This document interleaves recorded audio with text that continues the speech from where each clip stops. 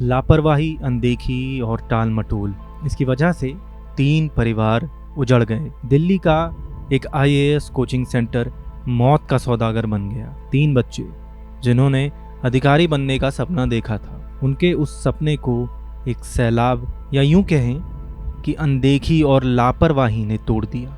वो बच्चे इस दुनिया को अलविदा कह गए, लेकिन उस अनदेखी को उजागर कर गए, जिसकी वजह से 3 परिवार तबाह हो गए, जिसकी वजह से कई परिवार उजड़ सकते थे।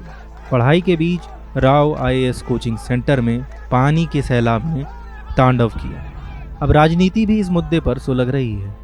क्या लापरवाही हुई, इस पर किसने क्या कहा, धरना देते हुए छात्रों का क्या कहना है, देखिए इस रिपोर्ट में। दिल्ली के ओल्ड राजेंद्र नगर में राव कोचिंग सेंटर है। बताया जा रहा है कि सेंटर को बेसमेंट में सिर्फ पार्किंग बनाने और स्टोरेज बनाने की परमिशन थी, लेकिन नियमों को ताक पर रखकर बेसमेंट में लाइब्रेरी बना दी गई और इसी बेसमेंट में पानी भरने से 3 छात्रों की मौत हो गई। घटना की सूचना मिलने के बाद मौके पर पुलिस, दमकल विभाग और एनडीआरएफ की टीमें पहुंची, लेकिन इन सब के बीच सवाल बस एक है, आखिर बेसमेंट में इतना पानी एक साथ कैसे आया? बेसमेंट में बच्चे क्यों थे?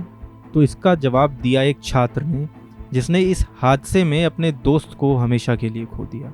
छात्र का कहना है कि ओल्ड राजेंद्र नगर के रोड पर अक्सर बारिश के दौरान पानी भर जाता है। बेसमेंट में लाइब्रेरी थी जिसमें कई स्टूडेंट्स पढ़ाई करते थे। अचानक पानी का लोड बढ़ने से गेट टूट गया और सारा पानी बेसमेंट में चला गया। पानी आते देख बच्चों ने भागने की कोशिश की, लेकिन कुछ ही मिनटों में 12 फीट का कमरा पानी में डूब गया। बाहर निकले स्टूडेंट्स ने पुलिस और फायर विभाग को कॉल किया। रेस्क्यू ऑपरेशन चला, लेकिन अफसोस इस तबाही में 3 जिंदगियां खत्म हो गईं।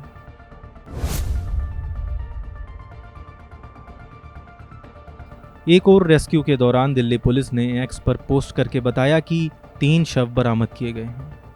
वहीं छात्रों का आरोप है कि राहत बचाव में देरी की गई है। लोगों का कहना है कि अगर समय से मदद मिल जाती तो शायद तीनों बच्चे जिंदा होते। मृतक छात्रों की पहचान तेलंगाना की रहने वाली तानिया सोनी, यूपी की श्रेया यादव और केरल की नवीन डाल्विन के तौर पर हुई है। छात्रों की मौत पर उनके साथी विरोध प्रदर्शन कर रहे हैं। हाल कुछ ऐसा हो चुका है कि छात्रों पर काबू बनाए रखने के लिए मौके पर भारी बल तैनात करना पड़ा है। छात्रों ने प्रदर्शन करते हुए अधिकारियों और प्रशासन के खिलाफ जमकर नारेबाजी भी की है। साथ ही एमसीडी पर लापरवाही का भी आरोप लगाया। पानी भरा हुआ था बेसमेंट में, सेंट्री लॉक हो गया था, लेकिन 9 बजे पानी निकालने का काम शुरू हुआ। उससे पहले कोई नहीं आया।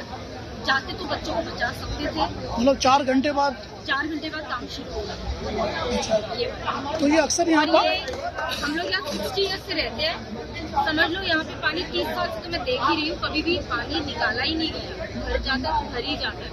4 घंटे के बाद इन्होंने ये निकाला है। 4 घंटे के बाद इन्होंने प्रोसीजर शुरू किया है पानी निकालने का, पुलिस वगैरह जो भी आए।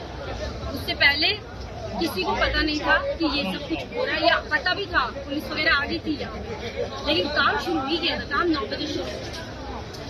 तो एमसीडी वालों को भी पता है कि यहाँ पे पानी भरता है। बहुत सालों से देख रही, 25 साल तो मुझे ही हो गए देखते देखते, मगर कोई काम करके थोड़ा ध्यान, कोई बच्चे बच सकते थे। इस हादसे में दिल्ली पुलिस ने एफआईआर दर्ज कर ली है। बीएनएस की धारा 105, 106(1), 152, 290 और 35 के तहत मुकदमा दर्ज किया गया है। कोचिंग सेंटर के मालिक और कोऑर्डिनेटर को डिटेन कर लिया गया है। पूछताछ जारी है। सरकार ने इस मामले में आरोपियों के खिलाफ सख्त कदम उठाने के निर्देश दे दिए हैं। इस बाबत अधिकारियों का कहना है कि बेसमेंट में पानी ज्यादा भर गया था।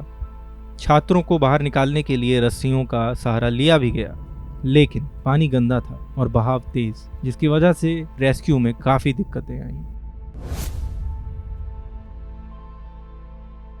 यह हादसा काफी दर्दनाक है, लेकिन इस पर जमकर राजनीति भी हो रही है। बीजेपी दिल्ली प्रदेश अध्यक्ष वीरेंद्र सचदेवा और नई दिल्ली की सांसद बांसुरी स्वराज ने मौके पर पहुंचकर हाल जाना और दिल्ली सरकार से सवाल किए। वीरेंद्र सचदेवा ने कहा कि हादसे के लिए दिल्ली सरकार की लापरवाही जिम्मेदार है। वहीं बांसुरी स्वराज ने कहा कि छात्रों को बचाने के लिए गोताखोरों को बुलाना पड़ा। इससे ही अंदाजा लगाया जाना चाहिए कि हालात कैसे रहे होंगे। बांसुरी का ये भी कहना है कि पिछले एक हफ्ते से स्थानीय लोग आप विधायक दुर्गेश पाठक से नाले की सफाई करवाने की मांग कर रहे थे, लेकिन किसी की कोई भी सुनवाई नहीं हुई।